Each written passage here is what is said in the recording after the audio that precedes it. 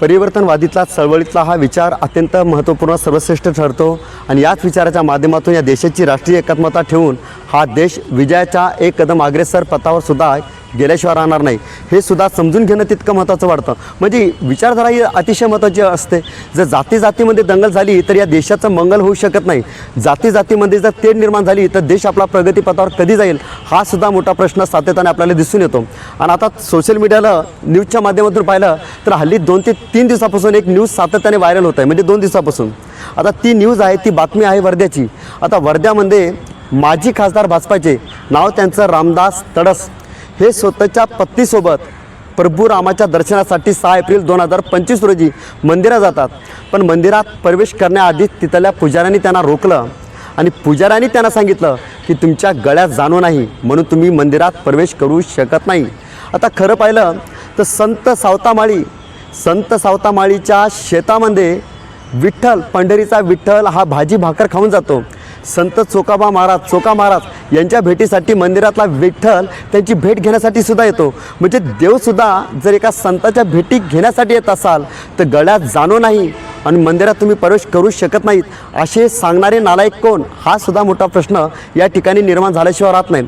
आता खरं पाहिलं तर 2025 मध्ये ही अवस्था जातीय माध्यमातून अशी असेल तर परमपूज्य विश्वरत्न डॉक्टर बाबासाहेब आंबेडकर, छत्रपती शिवाजी महाराज, राजश्री शाहू महाराज, राष्ट्रपिता महात्मा ज्योतिबा फुले, संत नामदेव महाराजपासून तर जगद्गुरू संत तुकोबारायपर्यंतच्या काळामध्ये जातीय माध्यमातून काय अवस्था असेल याचा सुद्धा विचार आपण केला पाहिजे। आता खरं पाहिलं तर हिंगोली जिल्ह्यामध्ये, आता मी तुम्हाला उदाहरण देतो ना, हिंगोली जिल्ह्यामध्ये संत नामदेव महाराज म्हणजे औंढा नागनाथ या मंदिरामध्ये कीर्तन करण्यासाठी जातात।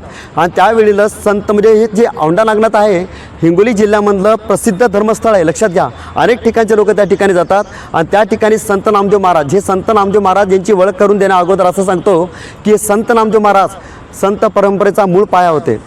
आणि हे संत नामदेव महाराज विठ्ठलाचं कीर्तन करण्यासाठी स्वतःच्या हातामध्ये कीर्तन करण्यासाठी स्वतःच्या हातामध्ये साहित्य असतं, टाळविणा असतं, हे घेऊन जात असतात।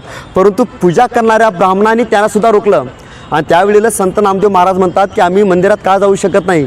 त्यावेळेला ब्राह्मण म्हणतात की तुम्ही शिंपी जातीचे आहात म्हणून तुम्ही मंदिरात जाऊ शकत नाही। क्षणाचा विलंब न साधता स्वतःच्या दुःखाच्या भावना या संत नामदेव महाराजांनी स्वतःच्या श्लोकातून व्यक्त करत असताना म्हणतात, कोणत्याही प्रकारचं भीती न बाळगता संत नामदेव महाराज म्हणतात, हीन दिन जात मोरी पंढरी के राया, ऐसा तुमने नामा दर्जी काय को बनाया, ताल विला लेकर नामा राहुल में गया, पूजा करते ब्राह्मण उन्होंने बाहर डकाया, अरे देवुल के पीछे नामा उलक पुकारे, जिधर नामा उधर देवुली फिरे, नाना वर्ण गाय के एक वर्ण दूध, तुम कहाँ के ब्राह्मण हम कहाँ के शुद्ध।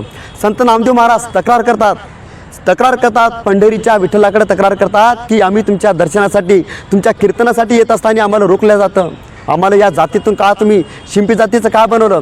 आज आम्ही तुमच्या कीर्तनासाठी हातामध्ये आमच्या काय साहित्य टाळविणा आहे, परंतु पूजा करणाऱ्या ब्राह्मणांनी आम्हाला रोखलेलं आहे।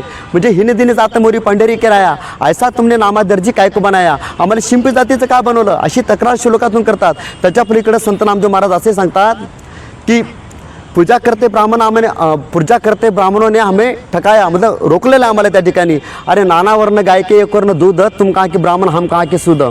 त्यावर संत नामदेव महाराज म्हणतात की गायीसुद्धा वेगवेगळ्या प्रकारच्या असतात, नाना रंगाच्या असतात, कोणती तांबडी गाय असते, कोणती पांढरी गाय असते, कोणती काळी गाय असते, परंतु त्या गायीचं दूध मात्र पांढरे शुभ्र एकच असतं, हे सुद्धा समजून घेणं तितकं महत्त्वाचं वाटतं। आणि त्याच्या पलीकडे संत नामदेव महाराज म्हणतात, अरे तुम्ही कुठले ब्राह्मण आणि आम्ही कुठले शूद्र, म्हणजे सर्वासाठी जाती हे विचार तुम्ही जे निर्माण करता आणि त्या ठिकाणी तेढ निर्माण करून जर कोणाचा अपमान किंवा मानसन्मान त्या ठिकाणी जर तुम्ही दफन करत असाल तर खऱ्या अर्थाने आपण या ब्राह्मणी विचारातून नेमकं काय घेतलं पाहिजे हा सुद्धा मोठा प्रश्न या ठिकाणी निर्माण झाल्याशिवाय राहत नाही। आता एकीकडे म्हणतात की हिंदू धर्म खतरे में, आता हिंदू धर्म कसा काय खतऱ्यामध्ये असू शकतो। डॉक्टर बाबासाहेब आंबेडकर जाती निर्मूलन या पुस्तकात सांगतात की मुसलमान या लोकांनी स्वतःचा धर्माचा प्रचार स्वतःच्या तलवारीच्या नोकावर केलेला आहे, म्हणजे त्यांनी प्रचार केलेला आहे। मग तुम्हाला वाटतं का हिंदू धर्माचा प्रचार झाला नसेल?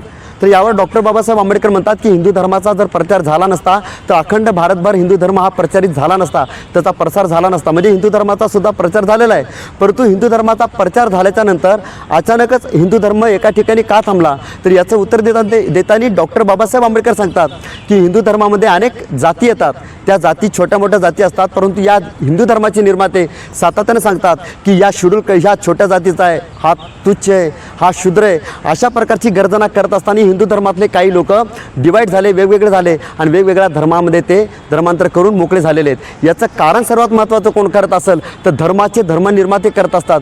शेड्यूल कास्टचा हा छोट्या जातीचा अशा प्रकारचा कलंकित विचार ज्यावेळेला तुम्ही समोर आणता आणि त्यावेळेला मात्र हिंदू धर्म खतऱ्यामध्ये आला का काय, हा सुद्धा प्रश्न तुमच्यासोबत आल्याशिवाय राहत नाही किंवा हा सुद्धा प्रश्न तुमच्या समोर पडल्याशिवाय राहत नाही. याचं एकमेव कारण काय असेल तर जातीमध्ये दंगल करणं. जाती विचार जोपर्यंत या देशातून समाप्त होत नाही, हिंदू मुसलमानाची दंगल जोपर्यंत या देशातून समाप्त होत नाही, तोपर्यंत या देशाचा सुद्धा विकास होऊ शकत नाही. खरं पाहिलं तर खूप लाज वाटते, कारण की आजही आमच्या भारत देशामध्ये जर जातीय विचाराला जर समर्थन करून जर आपल्या देशाची दुर्दशा करत असाल तर आपला देश 15 ऑगस्ट 1947 रोजी स्वातंत्र्य झाला असून आजही आमच्या देशातली गरिबी मात्र नाहीशी होत नाही. तर याचं एकमेव कारण पुन्हा एकदा द्यावं असं वाटतं, कारण की जे वर्ध्यामध्ये घडलेलं प्रकरण आहे की माजी खासदार म्हणजे ते सुद्धा रामदास तडस यांच्यासारख्या जर प्रचलित असलेल्या प्रसिद्ध असलेल्या नेत्यावर जर मंदिरामध्ये जाण्यासाठी बंदी होत असेल तर तुमच्या आमच्यासारख्या माणसाची काय अवस्था होत असेल याचासुद्धा आपण विचार केला पाहिजे. खरं पाहिलं तर या व्हिडिओच्या माध्यमातून जातीय सलोखा त्या ठिकाणी जपून या देशाची दंगल कुठंतरी थांबवणं हेही तितकं महत्त्वाचं वाटतं. म्हणून जनता मायबापांना या व्हिडिओच्या माध्यमातून हे आपल्या हक्काचं चॅनल आहे, या व्हिडिओच्या माध्यमातून अशोकची विचारधारा या चॅनलच्या माध्यमातून आपणास मनापर्यंत मनपूर्वक विनंती आहे की या व्हिडिओला सर्वाधिक जास्तीत जास्त सर्वप्रथम शेअर करा, लाईक करा, सबस्क्राईब करा आणि सर्वप्रथम मी तुमची खरंच या ठिकाणी रजा घेतो. धन्यवाद, खूप खूप धन्यवाद. Thanks a lot.